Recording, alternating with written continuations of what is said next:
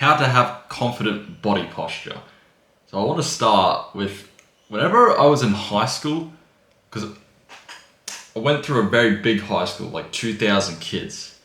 And whenever I would walked at the playground or like throughout the whole school, I'll see kids just with incorrect body posture, like weak kind of body posture.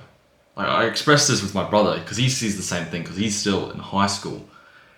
And we don't get secondhand embarrassment, we just feel pity and sorry for the guy for having this weak body posture. So I have been very meticulous with how I go about my posture. Sometimes I do slug a bit with my shoulders going forward, like my mum will notice it all the time, but I'm very good at it. I think I've been good at it since like grade 10. Whenever I go out, I have the confident body posture, and it's a learnt skill. Like if you feel you're not confident and you don't think you can have the posture, trust me, just go through this video with me and you'll get the posture in no time. Because it will make you look better and people will be more receptive to you. So that's the importance of having correct body posture. I'll go more into it, but firstly, start with your back. Like you want to feel like, I think the best analogy is like on the crown of your head, feel like there's a piece of string and someone's like pulling it up. So you want to feel as tall as possible. I'm doing it currently sitting down because I don't have like a big enough tripod, but you probably want to do this standing up because sitting down, you can carry the same principles, but if you can find a mirror or find something where you can visually see your posture, that'd be great. So do the standing up. So feel like there's a piece of string on your crown and have it raised so that you feel tall. Even if you're like 5 foot or 5'6", it doesn't matter as long as you feel tall. Even with your genetics. Like I'm 6'1", so I'm gonna feel regardless, but with your height, feel tall. And then with your shoulders, you want it be put back here. If you haven't done this, it's gonna feel strange. Just stick with it because it felt strange for me when I first being conscious of it. But you want to roll your shoulders back. The reason why we want to do this is have our chest out. Even if you don't have like a big chest, what matters is the confident body posture. So do that. So maybe maybe even like, because you feel if you relax, it's gonna go forward. That's fine, but you want it to. If you're doing the standing up, practice like walking with your shoulders back. So with your shoulders back, feeling tall with your head. That's like the most basic confident body posture. And now, also another tip, because also these kids, before I was telling the story of seeing these kids, they would be looking at the ground. They'll have their shoulders hunched over, back hunched over, looking at the ground, not looking at anyone and not looking straight forward. Like my brother and I, we say in our heads, mate, just look straight. Because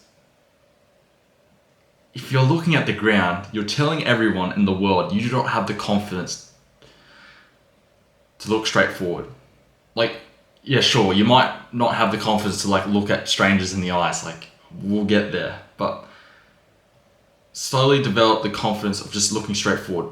Because how are you meant to know where you're going if you're continuously looking at the ground? Like sure, peripheral vision, but your posture, where you're looking, is all communicating something subtle to the world. And we might think our internal affects the external, our external experience, but I also argue with that relationship, the external appearance affects our internal world. So if you don't feel confident right now, if you just practice feeling tall or being as tall as possible, shoulders back, chest out, looking straight forward, walking, like don't feel rushed. Just feel confident. Like you might feel strange, but eventually your internal world will catch up to your external world. And I don't know why you want to feel weak. I couldn't tell you. Well, there is some circumstance. Like, I know there's like one bloke in our friendship group. I think he has scoliosis, and like he doesn't have proper posture, because if he did have proper posture, he'd be in a lot of pain. But it'd be quite rare to see him with proper posture, but when he did, he looked good. Like any bloke that has good, proper posture, you will be complimented for it. I remember being complimented about my correct posture, even when having a bag. Also with your bags at school, don't be the dickhead. Don't be the dickhead who has one strap on. Like, have both your straps on when you're wearing a backpack. That's also going to help with correct posture, because although you may look cool with just one strap, or even like guys just carrying it with just their hand, do it with two straps, because then you'll get the correct body posture if you do the straps right as well. So it's all about posture. As much as the posture is also about appearance, it's also for your health. Because we don't want to start developing like curved backs or like curved necks as well. Because another thing with posture, particularly, it also affects like your jaw. That's another thing I'll probably go into another video about, like mewing. Like, you want to breathe from your nose rather than through your mouth, because if you breathe through your mouth like this, it will make the jaw weaker, and you don't want a weaker jaw in a guy, because I don't think I'm gonna link the video, but if you look up the video, I can't remember the guy's name. He was explaining in the video why particular traits in women and some particular traits in men are particularly for that specific like sex. And with men, we have like prominent jaws, and it's called sexual and not androgyny, it's sexual dimorphism. Oh, I think it's sexual dimorphism. Like, someone might correct me in the comments, but it's distinguishing the both genders as easily as possible, and one of those features in men is a distinct jaw. And also, what's attractive in a guy, or what's attractive in a woman, usually they can have a weaker jaw, but that's particularly not attractive in a guy. So that's for another video, but all this posture work is going to help a lot. And then, on a deeper philosophical note about having correct posture, because I was introduced to this idea of posture when I first read Jordan Peterson's book, 12 Rules for Life, in grade 9. And his first chapter was stand up straight with your shoulders back. That's when I became conscious about my posture, because not only is it for your health and feeling confident, it's actually, the reason why we feel confident is because Jordan, or Dr. Peterson, does he have a PhD? I can't remember. Jordan says we're social creatures, so we live in a social hierarchy, or dominance hierarchy. So the higher we are in the hierarchy, our posture is more confident. I think he looked at particularly at a study with lobsters. Like, I know people shit all over him about looking at lobsters, but lobsters are like one of the most prehistoric animals, dating back even before the dinosaurs. So if you're looking at nature, and as humans we are a part of nature, we can have a look and almost not replicate, but have an understanding for how it affects us. So for lobsters, when male lobsters go into a fight, and the one that loses will produce less serotonin, but the one that wins is going to produce more serotonin. And serotonin is the hormone responsible for happiness. Like depression, like diagnosed depression is when people are unable to create the hormone of serotonin. Pardon me. So for that lobster, that when they go into a fight and the one that wins, he goes up in the dominance hierarchy because he was able to defeat another male opponent. And the one that loses goes down. So we're in this modern society, so we no longer really have the need to fight, but it still is probably good to be able to fight. But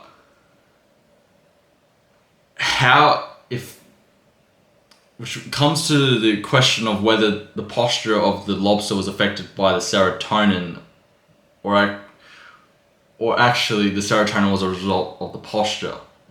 With that in mind,